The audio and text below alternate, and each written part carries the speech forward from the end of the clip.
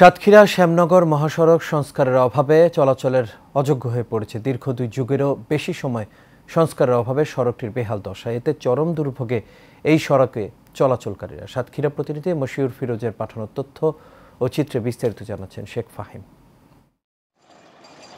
সাতক্ষীরা থেকে সুন্দরবনে আসা পর্যটকদের ব্যবহারের একমাত্র সড়ক এটি, কিন্তু সংস্কারের অভাবে চলাচলের অনুপযোগী হয়ে পড়েছে সড়কটি, আর এতে মুখ ফিরিয়ে নিয়েছেন পর্যটকরা।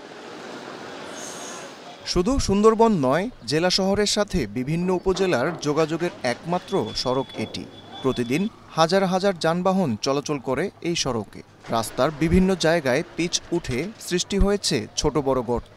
বৃষ্টি হলেই এসব গর্তে পানি জমে সৃষ্টি হয় মরণ ফাঁদ। প্রতিনিয়ত ঘটছে ছোট বড় দুর্ঘটনাও। এতে যাত্রীদের পোহাতে হচ্ছে সীমাহীন ভোগান্তি। দুটো গাড়ি ক্রস করলে একটা মোটরসাইকেল না সাইডে যাওয়া যায় না। সাধারণ মানুষ চলাফেরা করতে গেলে দারুণ ভোগান্তির শিকার হইতে হয়। কিন্তু এখানে আমার বাসার পর যাওয়া করতে হয়। রাস্তায় এত অবস্থা খারাপ, মাজা বিরাট থাকতেছে না। অ্যাক্সিডেন্ট হচ্ছে, কত গাড়িতে উঠতে গেলি ঢুকি নিয়ে আসতে গেলে তো আরো বিশাল সমস্যা হচ্ছে। আকর্ষণের মুখ ফিরিয়ে নিচ্ছেন পর্যটকরা এবং 4 উপজেলার মানুষগুলো স্বাস্থ্যসেবা সহ ব্যবসায়িক যোগাযোগ বন্ধ আছে। সাতক্ষীরা টু কালীগঞ্জ এই মহাসড়কের কাজটা যেন খুব তাড়াতাড়ি সংস্কারের সিদ্ধান্ত নেন।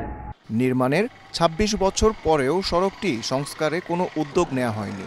তবে সড়ক বিভাগ বলছে, সাতক্ষীরা থেকে ভেটখালি পর্যন্ত 5টি প্যাকেজে 693 কোটি টাকা ব্যয়ে সড়কটির টেন্ডার হয়েছে।